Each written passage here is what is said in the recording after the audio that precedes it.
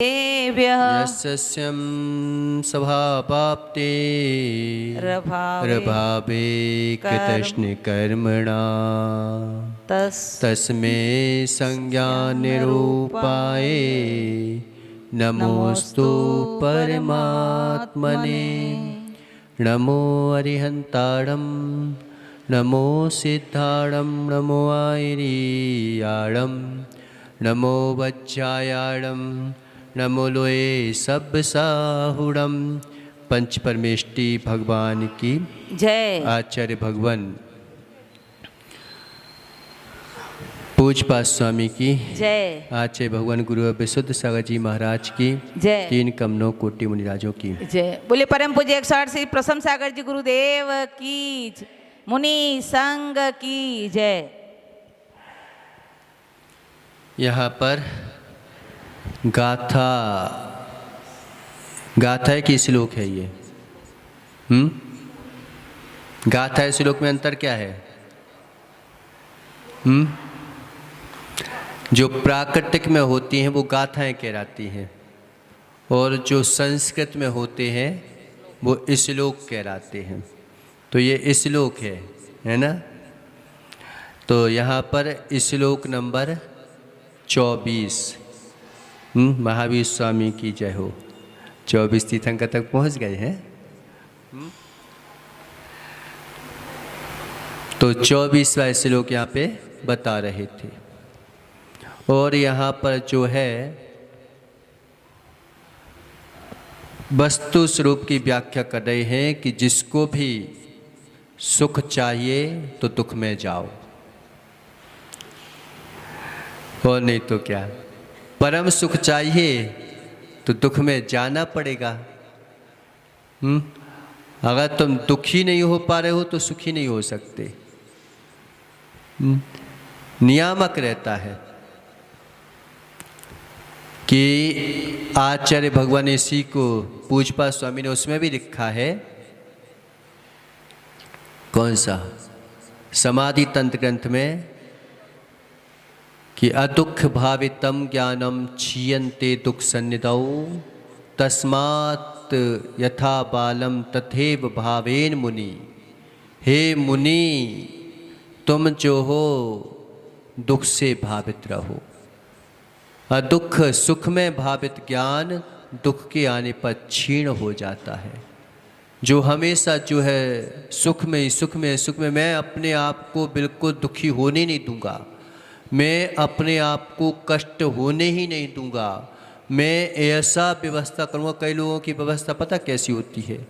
एक पैर भी जो है मेरा नीचे टच ना हो जाए तो उनकी गाड़ी जो है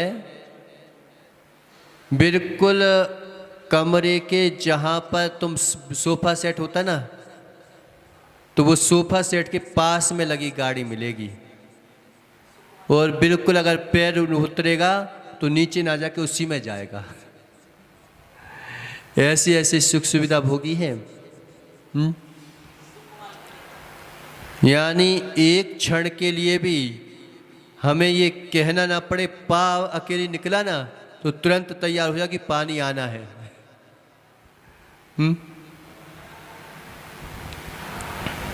तो ऐसे सुख सुविधा भोगी रहती हैं जीव।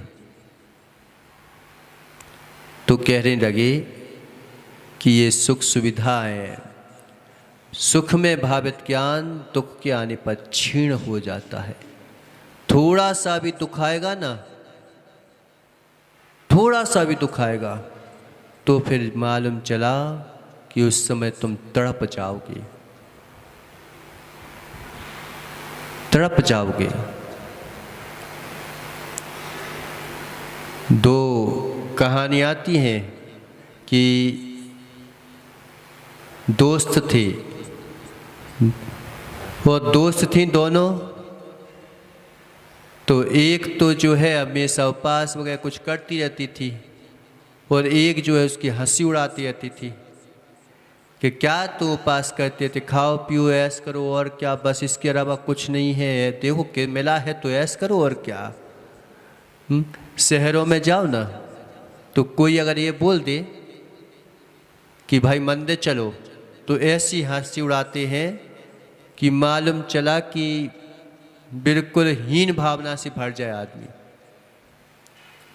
कि क्या करते हैं भगवान, क्या करेंगे भगवान, क्या होता है भगवान के दर्शन करके, खाओ पियो ऐश करो और क्या।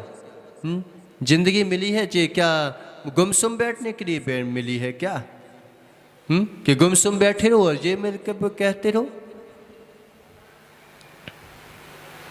इस प्रकार की बातें करके रिझा देते हैं लोग बाग, रिझा देते हैं इस प्रकार की बातें करके। और मान कि उसको ऐसा लगेगा कि बड़ी पंडितानी बन के घूम रही है, बड़े पंडित बने घूम रहे हैं, बन जाओ पंडित जाओ। अब वो सोचेगा अरे यार मैंने तो बहुत बड़ी गलती कर दी। तो वो जो है हमेशा ऐसी बातें बोली जाती हैं कि आदमी छूट जाता है मंदिर से। आदमी को कहना चाहिए कि हूँ पंडित तो हूँ, क्या है, जब तू पाप करने में अपने आप को मास्टर मान सकता है तो क्या मैं पंडित मानने में अपने आप को मास्टर नहीं मान सकता क्या? कोई हिंसा करने में अपने आप को धर्म मान सकता है तो क्या मैं अहिंसा मान करने में धर्म नहीं मान सकता क्या? क्यों हमें झुकना?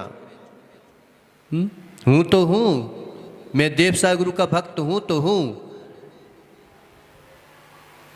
जब तो किसी स्त्री का भक्त हो सकता है, किसी और का भक्त हो सकता है, तो मैं तो जो हूं वह तीन लोक के नाथ का भक्त हूं। कॉन्फिडेंस होना चाहिए आदमी को, कभी जो है डर के बैठने की आवश्यकता नहीं है। वो तो हावी होना ही चाहते हैं कि तुम जो हो हीन भावना से भरो।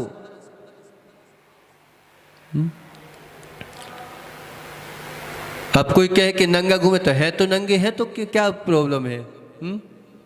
जब तू कपड़े धोने में इतनी हिंसा को कर सकता है तो मैं जो हूं अहिंसक हूं, तो अहिंसक प्रवृत्ति से क्यों नहीं रहूंगा? जो कॉन्फिडेंस से भरे होते हैं वे कहीं नहीं झुकते, उनके सामने दुनिया झुक जाती है। और जो मात्र सिट्टे पिट्टे रह गए वैसे तो खूब बोलेंगे और उनके सामने सिट्टे पिट्टे हो जाते हैं तो वे जो है हार मान जाते हैं, हार मान जाते हैं। तो हमें जो है विश्वास होना चाहिए, और विश्वास जहाँ पर हो गया वहाँ पे समझो अकेला भी होगा ना, एक शेर भी होता है ना तो हाथियों के झुंड भाग जाते हैं, हिरणों के झुंड भाग जाते हैं।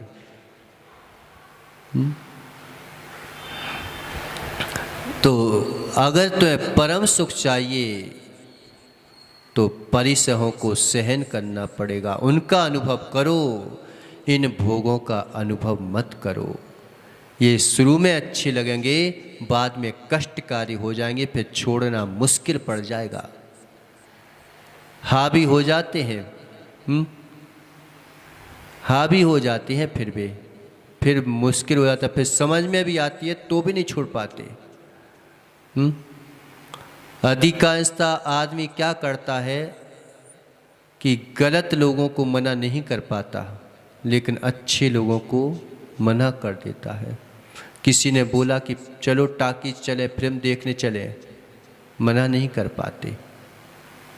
लेकिन किसी ने बोला कि चलो भाई मंदिर चले तो हम मना कर देते हैं, नहीं होता। गलत काम के लिए कभी मना नहीं कर पाते। अगर तुम्हारे 10 दोस्त हैं और बीड़ी सिगरेट पीते हैं तो तुम मना नहीं कर पाते।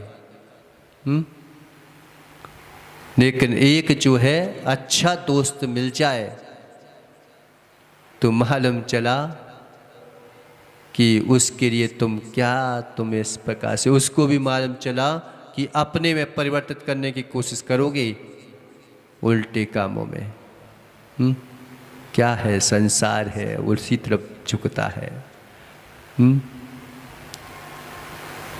पहाड़ को उठा के, सुमेरु पर्वत को उठा के जो है दूसरी जगह रख देना सरल है, लेकिन जो है अपने मन पर कंट्रोल करना और अच्छे काम कर पाना बहुत कठिन काम है, बहुत कठिन काम है। तो यहाँ पर गाथा पढ़ेंगे अपन, फिर देखते हैं। परिसहादि विज्ञान परिसहादि विज्ञान दास्रावश्ये निरोधिनी दास्रवस्य निरोधिनी जायते ध्यात्मयोगेन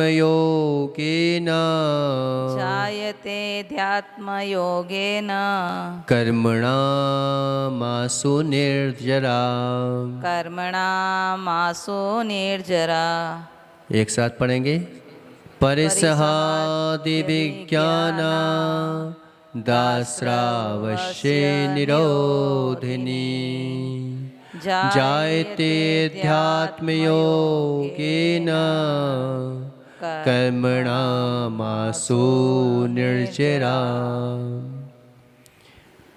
क्या बोल रहे हैं? अध्यात्म योगेन, जहाँ पर अध्यात्म का योग जग जाता है, अध्यात्म का चिंतन प्रारंभ हो जाता है, वहाँ पर सोच जो है सही बनने लगती है। जब तक हमें अध्यात्म का नियोग नहीं बना, आध्यात्मिक पुरुष जो है सब चीज़ों में अपने ऊपर डिपेंड रहता है और जो है अध्यात्म से शून्य व्यक्ति पर के ऊपर डिपेंड रहता है हमेशा। कैसे? आध्यात्मिक व्यक्ति जो भी होता है वो स्वयं के ऊपर डिपेंड रहता है और अध्यात्म से शून्य व्यक्ति पर के ऊपर डिपेंड होता है। देखना, वो मेरे को क्यों नहीं चाहता। अब हम इसमें क्या हो गए? दूसरे के ऊपर डिपेंड हो गए कि वो मेरे को क्यों नहीं चाहता। और हमने ये सोच लिया कि मैं ऐसा क्या करूं कि वो मेरे को चाहे, तो स्वयं के ऊपर डिपेंड हो गए। इसमें भी हालांकि पर के ऊपर डिपेंड है, लेकिन कथनचित हम अपने ऊपर डिपेंड हो गए। अब 10 साल बाद मेरा क्या होगा, अब हम ये सोच रहे हैं, तो हम 10 साल के ऊपर डिपेंड हो गए। और हमने सोचा कि आज जो मैं हूँ वह आगे हो जाएगा, तो हम किसके ऊपर डिपेंड हो गए? अपने ऊपर डिपेंड हो कि आज का सुधारना है तो 10 साल बाद वो अच्छा हो जाएगा। आज मेरे पास है, भूत को तो पकड़ा ही नहीं जा सकता, लेकिन भूत नहीं होता ऐसा भी नहीं कहा जा सकता। भूत तो छूट चुका है, उसको भूत का परिणाम ये है कि वर्तमान में भोग रहे हो, और वर्तमान का परिणाम ऐसा होगा कि भविष्य में जाएगा। तुम भविष्य को जो है दौड़ते रहो तो नहीं पकड़ पाओगे, लेकिन वर्तमान को सुधार लिया तो भविष्य पकड़ में आ जाएगा। भविष्य होता नहीं है, भूत होता नहीं है, ऐसा नहीं है, वो तो होता है, लेकिन जो वर्तमान में होता है वही तुम्हारे हाथ में होता है। ना भूत तुम्हारे हाथ में होता है, ना भविष्य तुम्हारे हाथ में होता है। हाथ में नहीं है, लेकिन जब भी जाता है तो हाथ में चला जाता है।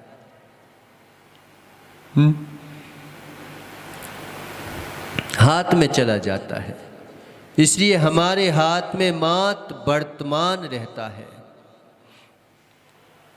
उसको हम सुधार लें। हम अगर देखेंगे कि माँ ने मुझे इतना खाली ग्रास दूध किया, आधे ग्रास दूध किया, अब क्या हुआ? हम जो है खाली ग्रास पर टिक गए। और हमने सोच लिया कि देखो इतना तो भरा ग्रास है, हम आधे ग्रास को भरा भी देख सकते हैं और आधे ग्रास को खाली भी देख सकते हैं। जब हम खाली देखेंगे तो मालूम चाहिए कि गुस्सा आएगी दूसरे के ऊपर, और भरा देखेंगे तो आह इतना तो है, इतना तो आनंद ले लो, मेरे को क्या टेंशन है, इतना आनंद नहीं ले पा रहा हूं। तो हम जो है चाहे आध्यात्मिक व्यक्ति का चिंतन हमेशा जो है अपने ऊपर डिपेंड कर देता है, और अध्यात्म शून्य व्यक्ति हमेशा जो है दूसरे के ऊपर डिपेंड होता है, तो मरने की सोचता है कभी जब नहीं हो पाता तो।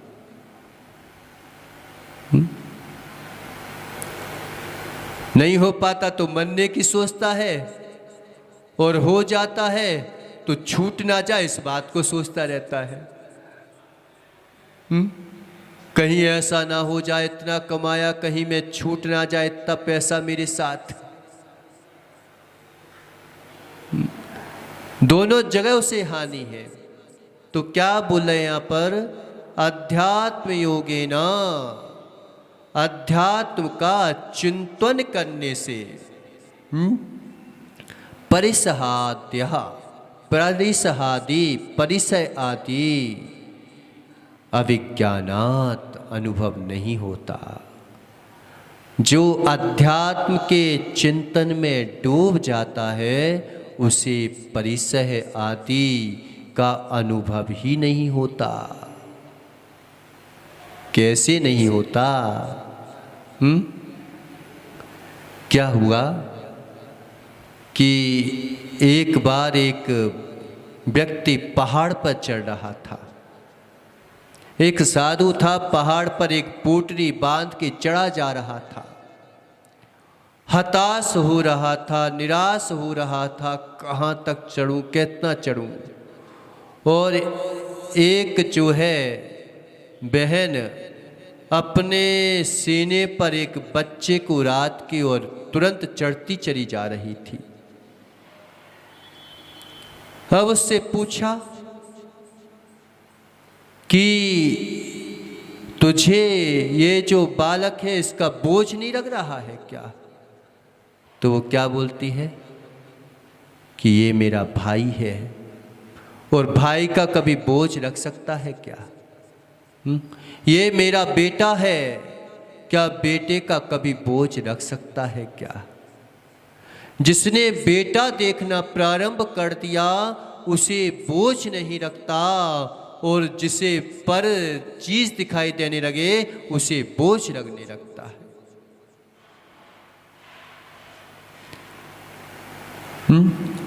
आप अपने बेटे को कभी ये सोच के देते हो कि मेरे नाम हो जाए, मैं इसे खाना दे रही हूँ, और खाने का जो है पैम्पलेट में छपना चाहिए, अखबार में जाना चाहिए।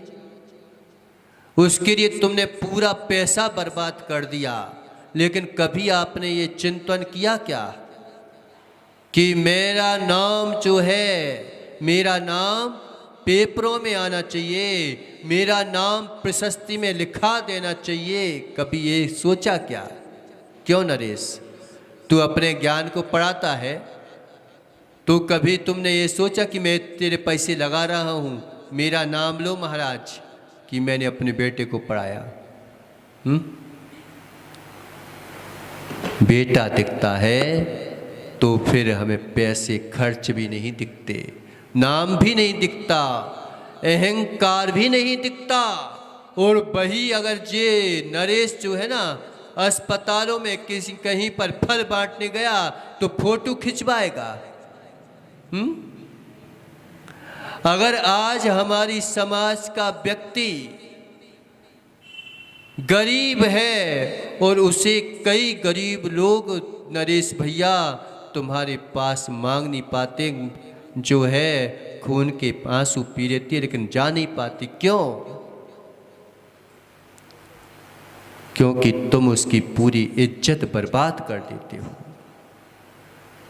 एक जगह आचार्य श्री ने बता रही थी कि एक माँ को सिलाई मशीन दी गई, एक भैया को जो है ठेला दिया गया 4 पहिए का, और पूरी समाज के सामने तुमने जो है उसकी धुला डाली। अब वो बेचारा नीचा मुख करके और ले रहा है। अरे समझदार व्यक्ति वह होता है कि चलो ये मेरी समाज का व्यक्ति है, हम समाज से पैसे इकट्ठे करवा के किसी को पता भी ना चलेगा और उसको तुरंत जो है सहायता कर देंगे।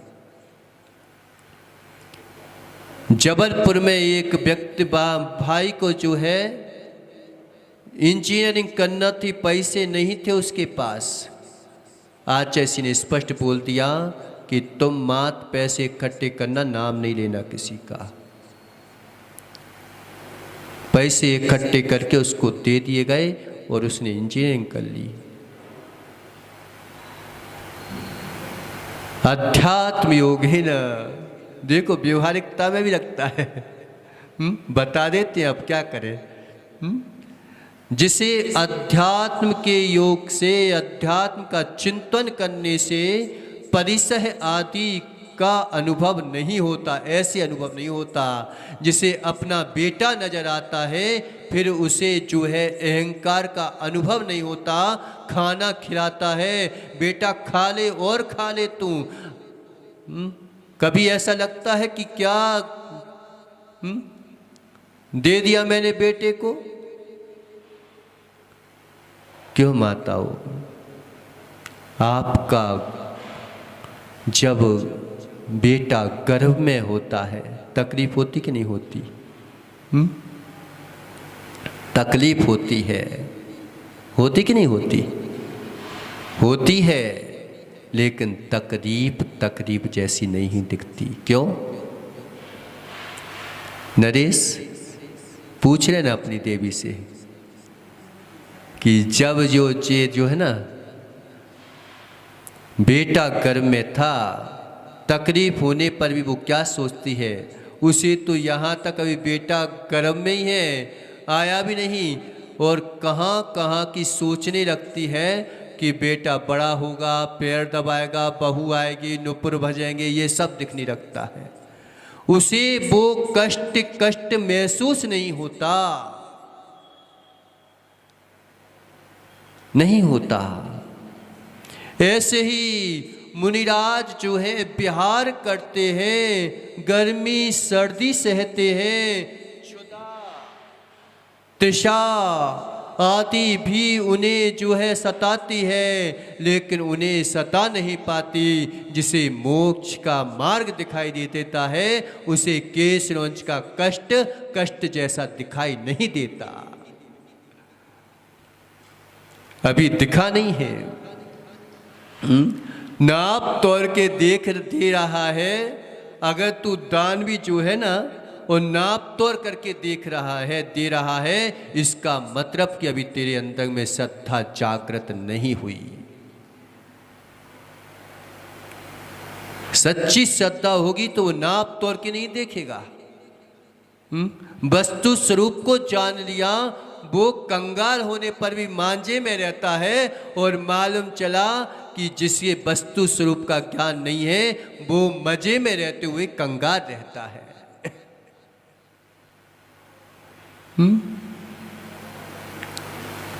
एक क्षण नहीं लगा चक्रवर्ती को जो है इतनी विभूति छोड़ते, एक क्षण नहीं लगता। जिस विभूति के पीछे 6 खंड पर राज करता था, जब उसे वस्तु स्वरूप समझ में आया, सारी की सारी रानियां रोते रह गईं, बच्चे रहते रह गए, सारे के सारे मंत्री लोग कह रहे हैं, गुरुकुल के वो पुरोहित कह रहा है, स्वामी अब हम किसके किसके सहारे रहेंगे, तुझे जिसके सहारे रहना हो तो रहे, मैं तो जो है अपने सहारे जा रहा हूँ। अभी तक मैं ज़रूर तेरे को, तू सोचता था कि मैं तेरा मालिक हूँ, लेकिन तुमने मेरे को मालिक नहीं बनने दिया, मेरे को नौकर बना के रखा। मालिक नौकर होता है कि नहीं होता? नौकरों का ही तो मालिक होता है। अब नौकरों का मालिक हुआ तो मालिक नौकर है नौकर का, और नौकर है मालिक मालिक का। किसका है? बल्कि एक बात देखा जाए तो नौकर फिर भी जो है मालिक हैं। क्यों? क्योंकि तुम्हारी नौकरी छोड़ के चले जाएंगे ज़्यादा नहीं दिया तो, लेकिन तुम जरूर नौकरों के नौकर हो। अंदर बैठा है ना जो पुलिस, चोर तो चोर है, वो फिर भी स्वतंत्र रहता है कि चलो वही पकड़े गए, अब तो कोई टेंशन नहीं। लेकिन बाहर बारह ज़्यादा उसके सिफारिश वो कैद में रहता है, कहीं कैदी ना भाग जाए। कैदी का कैदी बाहर बैठा रहता है।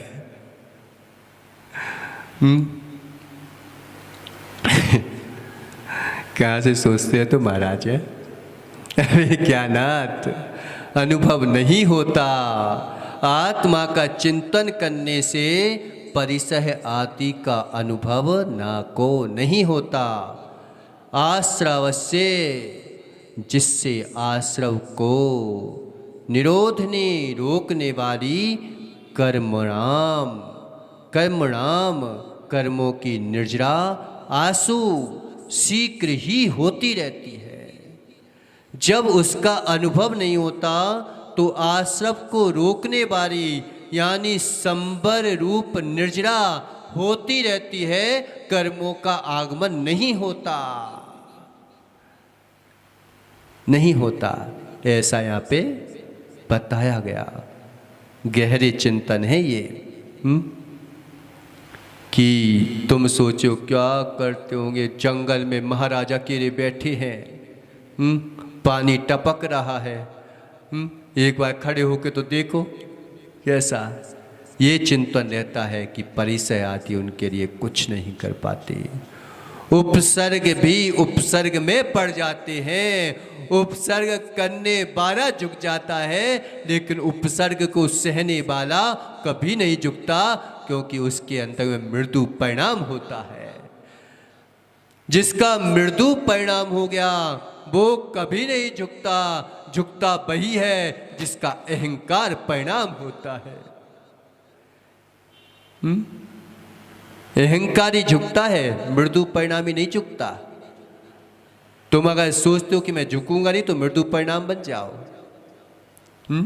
भगवान किसी के सामने नहीं झुकते, क्योंकि उनके परिणाम मृदु होते हैं। और अहंकारी भगवान के सामने झुक जाता है, क्योंकि उसके अंतंग में मान रूप परिणाम होते हैं।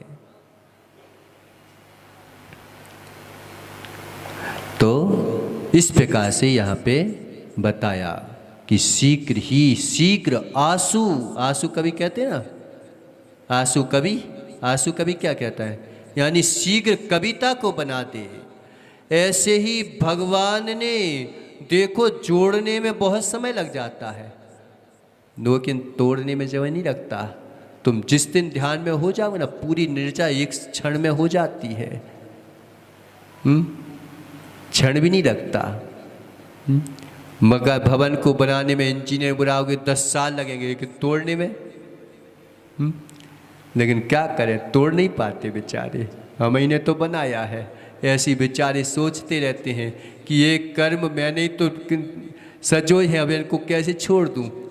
तो नहीं छोड़ो, कहो सहन सह कष्ट। तो इस प्रकार से यहाँ पे बताया। ओम नमः सिद्धेभ्यः।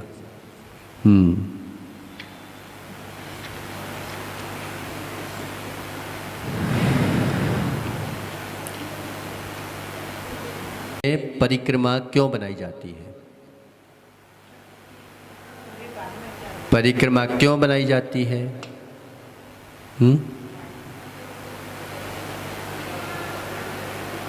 मंदिर में भी परिक्रमा होती है, वेदी में भी परिक्रमा होती है।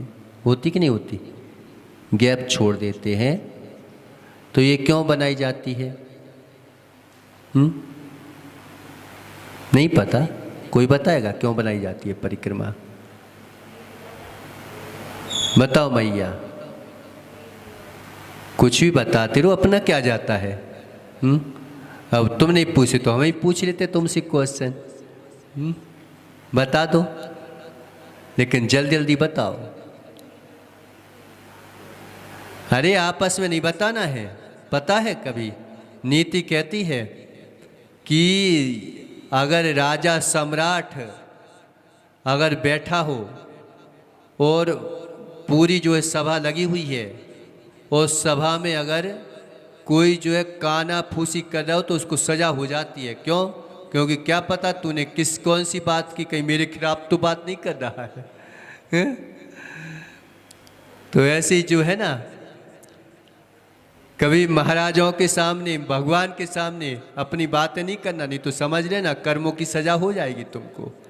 कि कौन सी बातें जो इम्पोर्टेंट थी, जो भगवान से छुपा के कर रही थी तुम? तो बताओ जल्दी से कि वेदी की परिक्रमा क्यों बनाई जाती है? भगवान 3 लोग के नाम होते हैं, इसलिए परिक्रमा लगाते हैं। तो बाहर बना देते, मंदिर की परिक्रमा कर लेते, तो बाहर भी बना देते हैं। तो बनाने की क्या आवश्यकता, रोड पे ही कर लेते।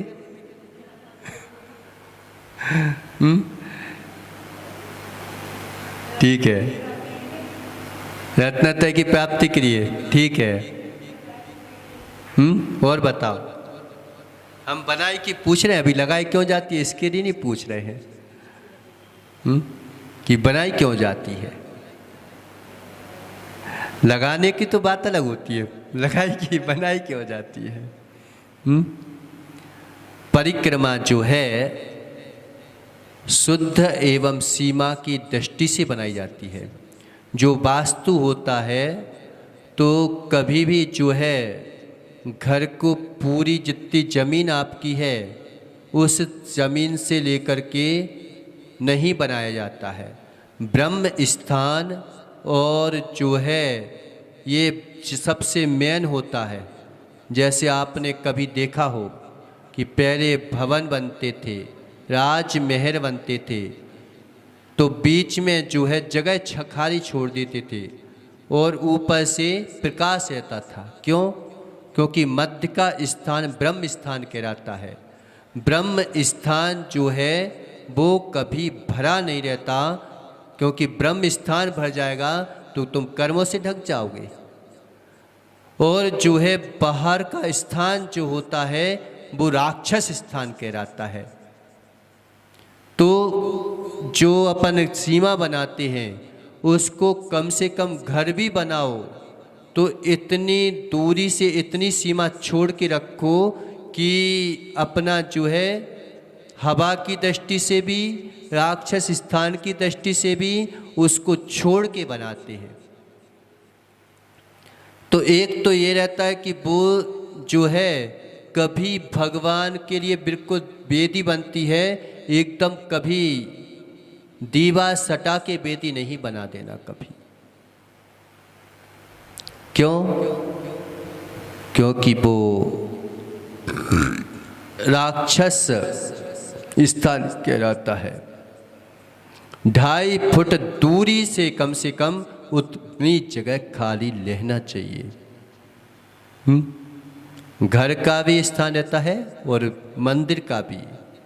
घर में परिक्रमा नहीं लगाते, लेकिन जो है हवा वगैरह के लिए उतना खाली स्थान छोड़ते हैं, क्योंकि दूसरे का भी बनेगा ना, और राक्षस को ही भर दिया तो तुम्हारे ऊपर हावी हो जाएगा, हम नहीं जानते।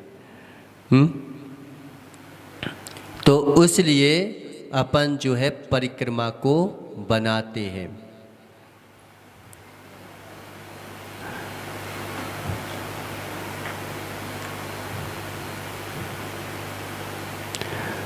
अच्छा, परिक्रमा कैसे लगाई जाती है, किस ओर से लगाई जाती है?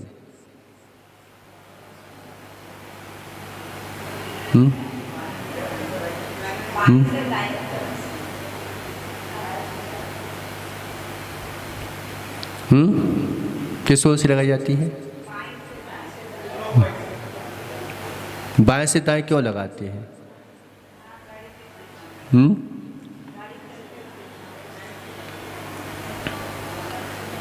क्यों लगाते हैं बाएं से दाएं? नहीं पता? तो यहाँ पे दिया है आत्मानः प्रकृष्टहम दक्षिणीकृत्य ऐणम गयन मिति प्रदक्षिणा।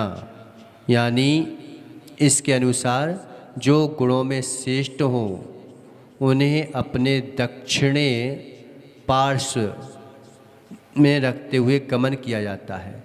कभी जो है गुरु के जो है दक्षिण दिशा में चलना चाहिए, यहाँ तक कि दोनों तरफ चल सकते हैं, लेकिन जब भी अकेले हो दो हैं तो दो के हैं तो दक्षिण तरफ चलते हैं उनके। बाएं हाथ में टकराने की भी वो रहती है तो उनकी दक्षिण तरफ चलते हैं। तो दक्षिण तरफ जो है प्रदक्षिणा की जाती है। परिक्रमा बाएं हाथ से इसे दाएं हाथ की ओर की जाती है। यहाँ से शुरू करेंगे तो दक्षिण दिशा में खत्म होना चाहिए, तो उस तरफ से अपना परिक्रमा की जाती है, क्योंकि गुणों में श्रेष्ठता के लिए ये प्राप्ति के लिए की जाती है। कभी जो है ना श्रीफल चढ़ाते हैं, तो श्रीफल आप कैसे चढ़ाते हो?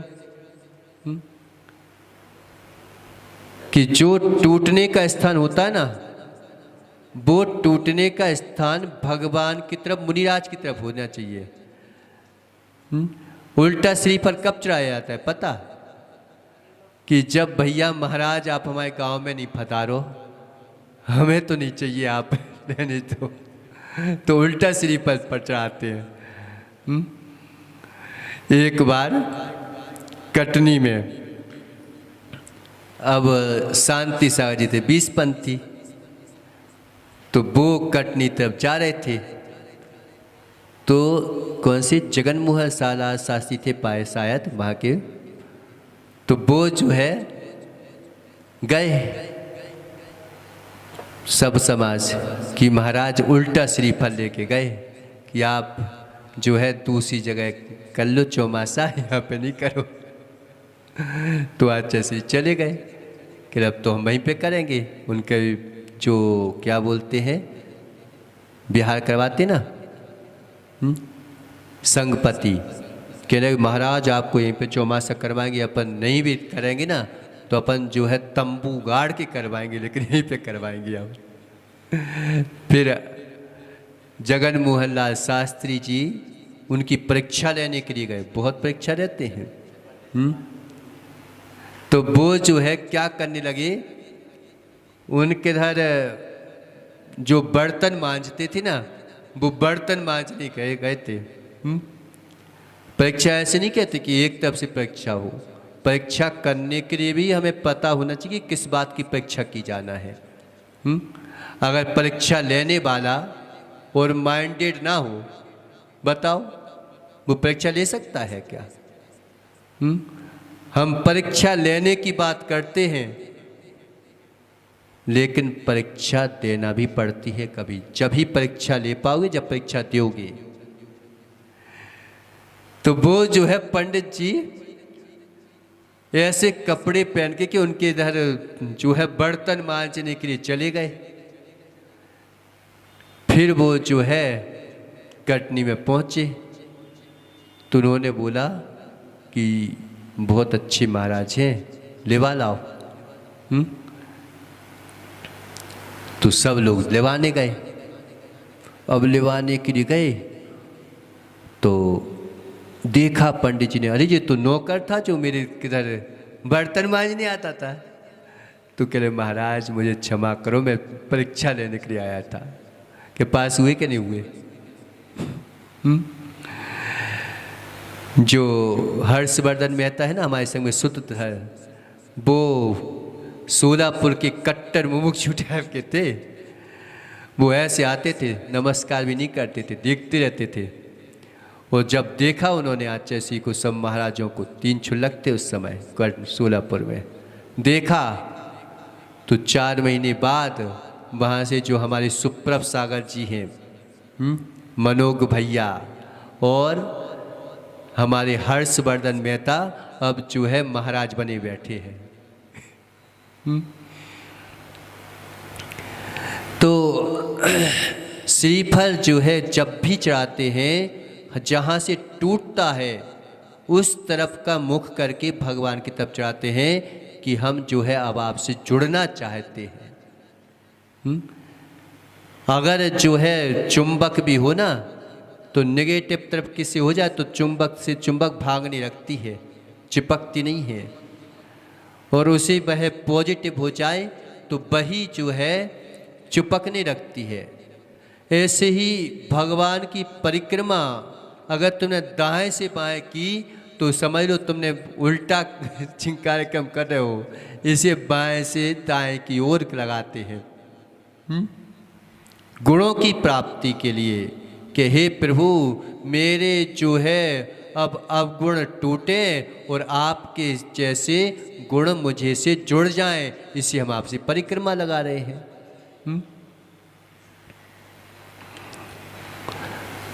तो वेदी की परिक्रमा क्यों और कितनी लगाई जाती है?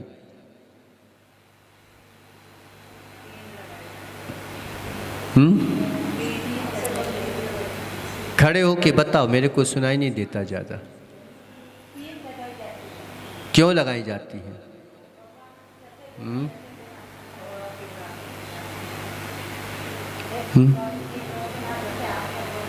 क्या?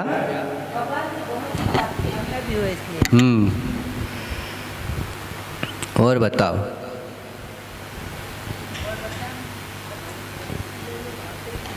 सम्यक दर्शन, सम्यक ज्ञान, सम्यक चारिक की प्राप्ति हो इसलिए। और बताओ।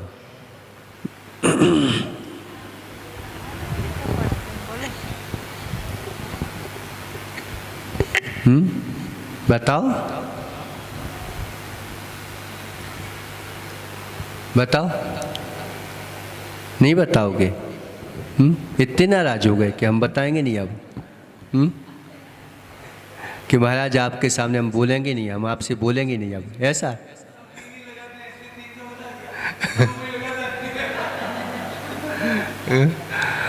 भगवान की वेदी जो है गंध कुटी का प्रतीक रहता है। और भगवान के जब समोसरण रखता है तो भगवान चारों तरफ होते हैं, है ना? भगवान एक होते हैं, लेकिन उनका ये अतिशय रहता है कि चारों तरफ उनके मुख दिखाई देते हैं और सबको ऐसा लगता है कि वो तो हमारी ही तरफ देख रहे हैं। किसी भी तरफ का जीव हो, ऐसा नहीं लगेगा कि वो उस तरफ देख रहे हैं। वक्ता का और लक्षण होता है कि वो जो है जुड़ के बात करे।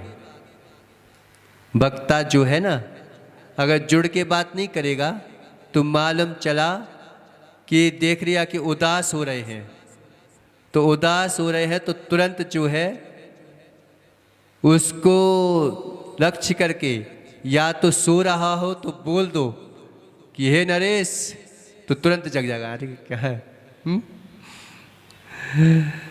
कहीं बोर तो नहीं हो रहे हैं, कहीं कुछ हो तो नहीं रहा है। तो ये रक्षण होता है वक्ता का। तो भगवान की देशना कहते तो सभी जो है श्रोता गण ऐसा समझते ये तो हमारे ही है, हमारे लिए ही बोला जा रहा है। और जैसे ही उन्हें लगता है कि हमारे लिए बोला जा रहा है तो हमारे लिए किसी को उद्देश्य करके बोला नहीं जाता और किसी के उद्देश्य से बाहर हुआ बोला नहीं जाता। सबका उद्देश्य उसमें समाहित हो जाए। और किसी को उद्देश्य रख के बोला तो किसी की हंसी ना हो जाए, क्योंकि सभी जीव तरफ है, फिर भाग जाएंगे बेचारे कि हमें को लक्ष्य करके बोलते हो। तो ये भगवान का रक्षण होता है कि वो किसी को उद्देश्य करके बोलते नहीं और किसी का उद्देश्य वहां छूटता नहीं। तो चारों तरफ के जीव जहाँ से दर्शन करो वहीं पर दर्शन होते हैं। तो ऐसे ही परिक्रमा का उद्देश्य रहता है कि हे प्रभु, आप तो हर जगह विराजमान हैं, आप तो मुझे हर जगह से देख रहे हैं। मैं कहीं भी चला जाऊं, पाताल में चला जाऊं, किसी गुफा में चला जाऊं, बस तुम एक काम करना, पाप करने की इच्छा हो तो मैं ये नहीं बोला हूं कि पाप नहीं करना। नरेश, अब पाप करना ही है तो कर लेना, अब कौन रोक सकता है। लेकिन एक काम करना, दो जनों से बच के तुम पाप कर लेना। कौन से? एक स्वयं से और एक स्वयंभू से। अगर तुम दो जनों से बच के पाप करना हो कहीं पर कर लेना, करके आ जाना, मैं टेंशन नहीं करूंगा। दो जनों से बच सकते हो, एक स्वयं से बच के करना, एक स्वयंभू से बच के करना, कहीं नहीं कर सकते। तो परिक्रमा इसका प्रतीक है कि हे प्रभु, आपकी परिक्रमा लगाता रहूं ताकि मुझे देवियों की परिक्रमा ना लगाना पड़े। नहीं तो देवियों की परिक्रमा लगाओगे तो परिक्रमा का दो उद्देश्य रहते हैं। एक तो परिक्रमा करने से भव भ्रमण रुक जाता है, और दूसरा बात होती है कि जिसकी परिक्रमा कर लो ना तो वो अपने वशीभूत हो जाता है कि हे प्रभु, हम आपके वशीभूत होना चाहते हैं, अब किसी के वशीभूत नहीं रहना चाहते। ये भी रहता है। अब सोचो किसके वशीभूत होना है। तो परिक्रमा इसी लगाते हैं कि अब जो है आपकी परिक्रमा लगाऊंगा तो मेरा परिभ्रमण छूटेगा, और अगर मेरे परिभ्रमण आपके, क्योंकि कोई भी चीज़ होती ना, जैसे आप देखो धागा कभी उलझ जाए तो उलझ जाए तो सुलझेगा कैसी? अब अरे भाई, जैसे जैसे उलझा है उसके एक एक धागे को विपरीत खोलते जाओ तो सुलझ जाएगा। अब बेचारे भ्रमण कर करके उलझ गए हैं, तो भगवान सुलझ चुके हैं तो उनका भ्रमण करोगे तो तुम सुलझ जाओगे। अब इसलिए भगवान की परिक्रमा लगाते हैं। अब सुलझना है कि उलझना है? जिसे सुलझना हो वो भगवान की परिक्रमा लगाए, और जिससे उलझना हो वो तो बेचारे परिभ्रमण कर ही रहे हैं। किस किस के परिभ्रमण करते हैं, किस किस को ढूंढते रहते हैं। कहीं गाय को ढूंढने चले जाते हैं बेचारे परिभ्रमण करने के लिए। कहीं बेटे को ढूंढते हैं कि स्कूल से आया नहीं है अभी तक। कहीं देवी का परिभ्रमण करते कहाँ मिलेगी। लेकिन अपने भगवान के लिए परिभ्रमण नहीं करते कि मेरा भगवान कहाँ मिलेगा। कि अच्छी दो तो चलो महाराज, अब अपन जो है 40 पढ़ते हैं। कितनी परिक्रमा लगाते हैं अपन, परिक्रमा के बारे में कल सोचेंगे। पंच परमेष्टि भगवान की जय।